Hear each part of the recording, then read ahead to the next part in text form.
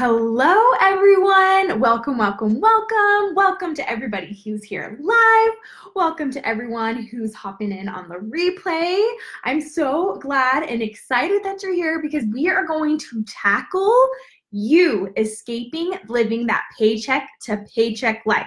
So first of all, I want to address that if you might be watching this like on YouTube or Instagram's IGTV, if you're watching it there, come on over to Facebook. I'll leave a link for you in the description wherever you're watching this video. And if you're watching the replay, you can still comment as if you were watching it live. And I'll be popping back in here to chat with you guys, answer any questions you have, and get you motivated and excited to stop living paycheck to paycheck. That is not the way that anyone wants to live. I know that is for a fact. So make sure that you guys are commenting, leaving your questions, leaving your aha moments. I would want to do this live so we can be here together and like have a conversation. So it's going to be really great. So let's get started. I have my notes over here. So if you're watching this and I keep looking over here, it's because I have notes. I want to make sure that anytime you're invested into learning how to create a better life for you and your family, that it is worth your while. Hi, Claire. Thanks for saying hi. So let's dive in. So first of all, let me see in the comments, like just put your favorite emoji in the comments. How many of you think that you're stuck living paycheck to paycheck, or you feel like you're living paycheck to paycheck?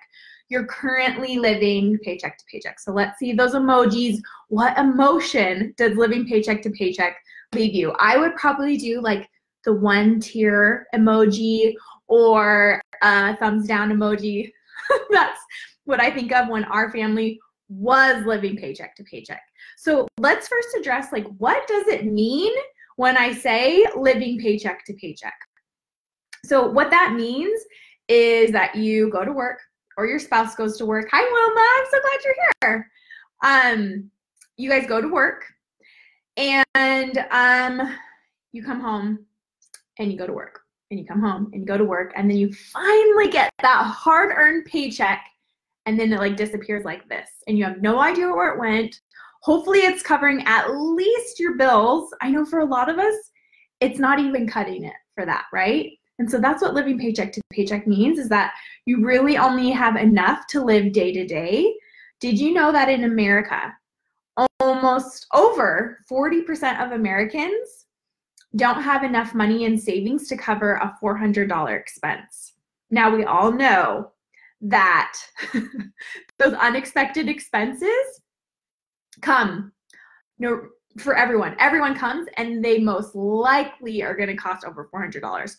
For us, thinking back to the beginning of our financial rescue, our biggest like unplanned expenses were either medical or had to do with our cars. Those are like the worst. Have you guys, let me hear in the comments, have you guys ever had to experience an unplanned car maintenance, an unplanned medical expense? Ashley said, totally living paycheck to paycheck. Ashley, we're going to help you escape this, okay? I'm so glad you're here. If that's how you're feeling, I'm so glad you're here. Hi, Mary. How's it going? Okay, so we don't have enough money to cover those unplanned expenses. We go to work, pay the bills, go to work, pay the bills, and we're stuck in this rut, and we feel like there has to be more to life than just living and working to pay the bills. Ashley said both several times this year. Hopefully you're talking about 2019, not 2020. Jordan said, I have. Melanie said medical. Yeah, they come for all of us. Like, it's just one of those things that happens. So this video is actually video number 2 of a four-part series. So I had a video that went up on Tuesday. So when we're done here live, go back into the Pennies and Your Pearls feed on Facebook, and you can see Tuesday's video. And then this is live. And then on it was Monday I posted a video. And then this coming Monday will be another live, and then next Thursday. So this week and next week, I'm doing a whole series on how to create a better life for your family better life budgeting system is what we're talking about. So I'm really, really excited. And a huge part of that is escaping living that paycheck to paycheck. Hi, Trisha. So when you're living like this, you feel completely stressed, overwhelmed, worried about the future. I want to hear from you guys. How does it feel to you when you're stuck living paycheck to paycheck? While you guys are writing that in the comments, I'm going to share a little bit about my story. So back in it really starts back in 2010. We just found out that we were finally pregnant after trying for 4 years with our first child, our daughter. And I was working full-time. Hubby was working full-time. He was also going to school full-time at night. We were so busy. We had two decent incomes, full-time incomes, and we had grants from college. So really, we shouldn't ever have had financial problems, but we were in over $20,000 in debt, and we had overdraft fees all the time. We would get paid every 2 weeks, and 5 days before payday, I'm stop. I'm texting him, stop spending. We have $0 in the bank account. We're gonna get these overdraft fees. And that's how it went for us. And so for us, it felt overwhelming for sure. We didn't know where to start. There's so much good information out there on the internet, right? But how did we know what was good for our family? How did we know what was gonna work for our actual lifestyle? And our own personalities? There's so many different things that play into your finances that we're not taught growing up, or it's just not a part of the financial conversation out there, right? A lot of people think, okay, you have money problems. Let's look at the numbers, income versus expenses. This is how you save. This is how you're going to get out of debt. But there's the whole lifestyle side of your finances, and I think that's where so many people fall short. And that's why we have a hard time sticking to the budget, right? We have a hard time sticking to it because we're missing this huge part, your life. How are you going to live to match what you put on the paper, right? So when you're living paycheck to paycheck, you're feeling completely overwhelmed, stressed out. Oh, let me see. Oh, I didn't see. Claire said, you couldn't afford my mortgage anymore after hospital bills left us paying $400 a month. That's so hard. Wilma said, all we do is pay bills, no money for nothing else. Yep. Derek said, yes, both paycheck to paycheck is hard. Feels like I'm drowning. Yes, Melanie, I know, you're treading water, right? And the bills keep piling on and you just keep sinking, right? Claire said, feels like I don't, says, I feel like I can't do what I want in my life. Yes. How many of you guys feel the same as each other? You're not alone. This is how we all are feeling. This is exactly how hubby and I felt at the beginning. And so the good news is that most of the time we're just overcomplicating it. We have so much information being thrown at us. And so, okay, I'm getting a little ahead of myself. This is something that we're going to talk about in the next live video. So today I want you to know that there is hope and that I'm going to help you figure out how to escape this paycheck to paycheck life. So we're living paycheck to paycheck. We feel stuck wondering, how will we ever create a better life for our family? How are we going to make that work? So I know that you guys don't want to keep living like this, right? Let me get a raise of hands, some hearts in the comments.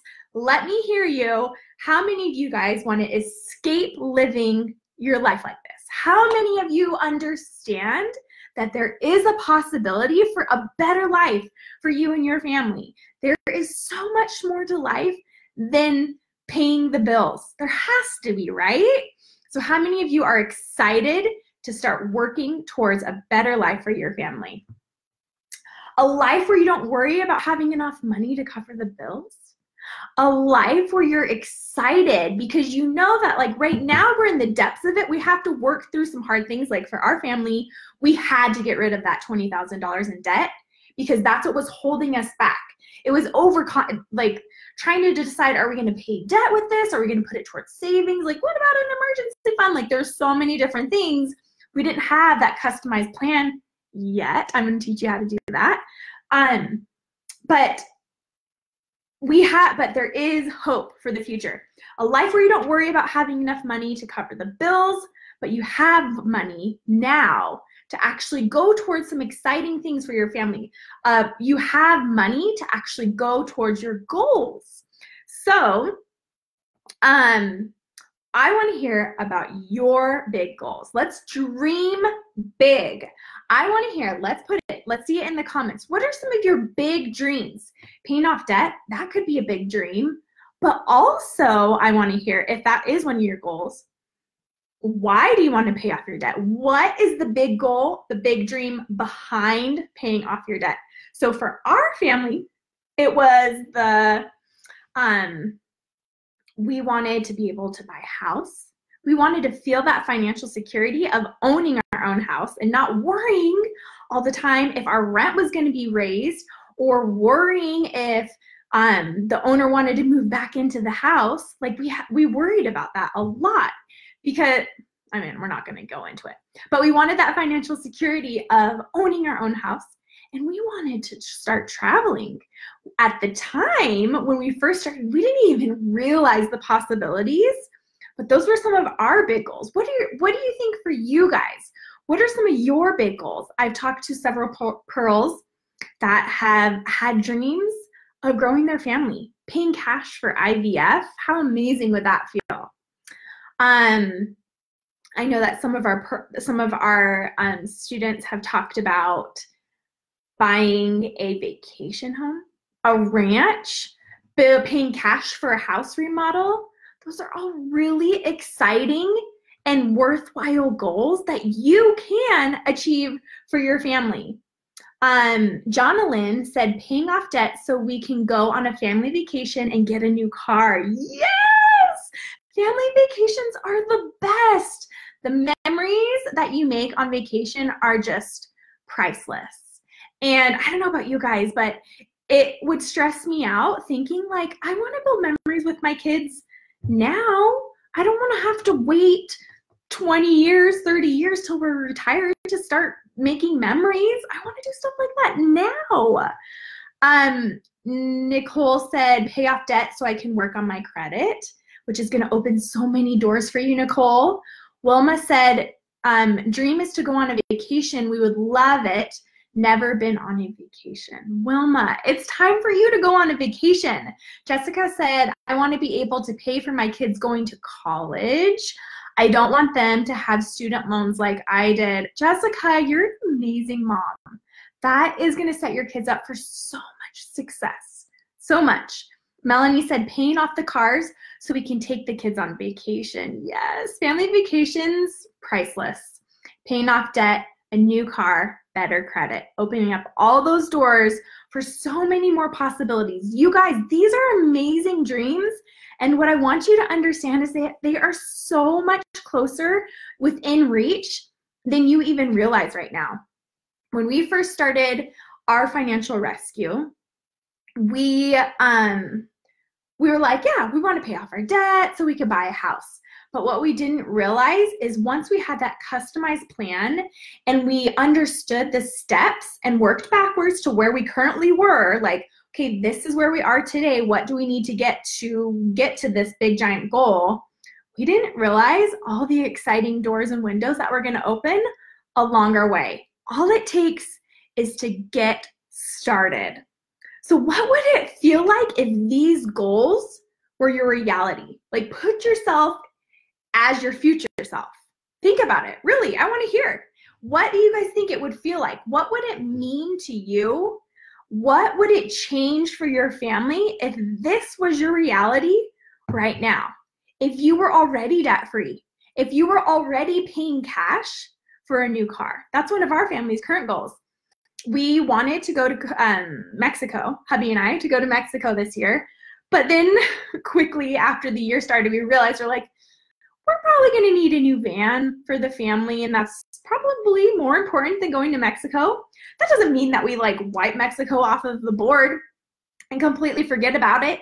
It's all about prioritizing these goals, and that's what keeps you motivated, because we know, yeah, we're saving to pay for a van, which will be exciting, and it'll feel so good to have a new to us, reliable car.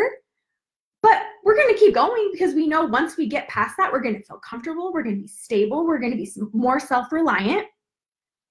And then we know that we have that money to start going towards other exciting goals. So how would it feel to know that if this was your reality today, if you were starting to pay cash for family vacations this year, what if you guys could do your Disneyland vacation this year? How would that feel? How would that change the dynamic of your family? I saw some comments coming in. Melanie said, so much less stress, right? And without that stress in your life, think of how much that's weighing on you right now. How often are you thinking about your finances and stressing about your finances? So Melanie, if you could get rid of that stress, how would that change the life for your family? Maybe we wouldn't have so many arguments between me and hubby. Maybe I wouldn't be so snappy at the kids because I just got done looking at the bills for the millionth time trying to figure out how to cover it all. You know, so like, do you see what I'm saying? Is like, when we relieve that stress, it's not just that part of our life worrying about our finances. It really trickles into so many other aspects of our family that it changes everything. I'm not saying you're not going to have any like financial worries for the rest of your life, but you're setting yourself up for such a better life, such a better life. Jonalyn said, feeling more secure and less stressed. Do you guys kind of see the theme here? Less stress, which just is the footstep, the baby step, the first step to creating a better life for your family.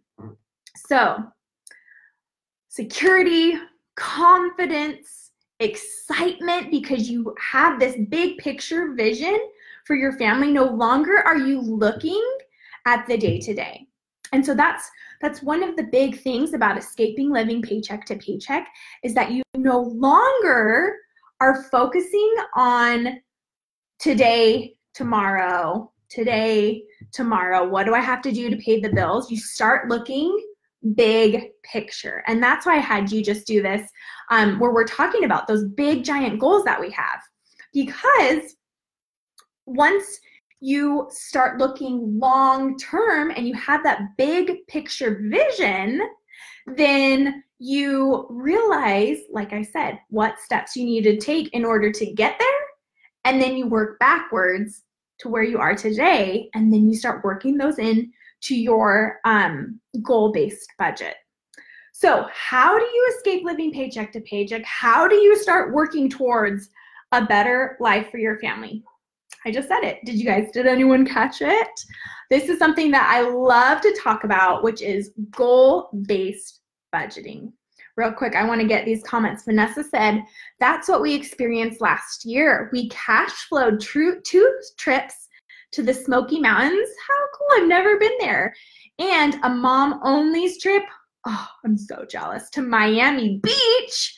I'm so excited for the path we're on. Vanessa, I'm so excited for you too. That's what I'm talking about. Now, Vanessa, I want to know. So I don't know when your journey started, but maybe like a year before this started happening for you, maybe 2 years before you started, when you were living paycheck to paycheck, did you even realize that all of these things would soon become your new, better life? What are some things you had to do in order to get there? Melanie said, not having to watch every penny as much, right? Again, the stress, just wiping away, not having to get onto hubby for getting snacks at the gas station. Yeah, and so it all comes back down to those priorities, which are the foundation for your goal-based budget. So how do you create a goal-based budget? Okay, here's where you should be taking some notes, writing some stuff down. Step 1 to creating a goal-based budget is eliminating and replacing bad money habits and attitudes. So let me kind of explain a little bit what I'm talking about when I say money habits and money attitudes. So money habits are probably the one that we're more familiar with, talking about like the way we're using our money, whether we're like overspending. There's lots of secret money habits that are like secret bad money habits that we don't even realize they're actually affecting the way we're using our money, like time management. Have you ever thought about that? How if you're not really good with your time and you're always like, feels like you're always running late, there's always like all these unexpected things popping up. What are the chances when you're living like that you're going to spend on convenience, right? Like, okay, like we don't have time, we just have to hit up the drive-thru. Oh, we're just gonna stop at the grocery store on the way home and buy more groceries that are probably just going to go bad anyways, or our duplicates or triplicates of stuff that we already have at home. You know what I'm saying? So there's all these habits that we need to be mindful of, and there's secret habits that we need to uncover that are actually keeping us stuck, living paycheck to paycheck, that short-term view. And then the attitudes. So this is the way that we think about, the way that we like think about and are more emotionally tied to our finances. So having the bad attitude of like, oh, I don't want to do a budget because a budget is super restrictive, when in reality, a budget is what's going to help you tell your money what to do with every single dollar, rather than wondering, where did all our money go? Why are we getting overdraft fees? Why are we swiping our credit card all the time? See what I'm saying? So does that make sense? Let me get some thumbs up if step one is kind of like sinking in with you, eliminating and replacing those bad money habits and those bad money attitudes. And so we need to diagnose those bad habits, get rid of them, but we do need to make sure that you're replacing them with the reverse, the positive, good money habits and good money attitudes. Vanessa said, because we were talking about how now she has cash flowed all these really fun trips. She said, I never thought it was possible. We started with a budget, tracked our spending, and became super intentional with where every dollar went. Vanessa, that's amazing. I'm so, so happy to hear that you are just on the right track. So number one to creating a goal-based budget is to diagnose and replace those bad money habits and bad money attitudes. Step number two is to prioritize your goals. So, you know, we're talking about all these big, giant goals, and keeping a running list of your big goals that you have for you and your family. For me, I like to look at 1 year, 5 year, 10 years. That kind of gives us some like short-term goals, and then keeping that big picture view at the 10-year mark. And keeping that and adding to it and taking, like maybe crossing some things out, but keeping it on there because maybe in the future you're going to want to refer back to it. And then it comes to prioritizing based off of the values that you have for you and your family.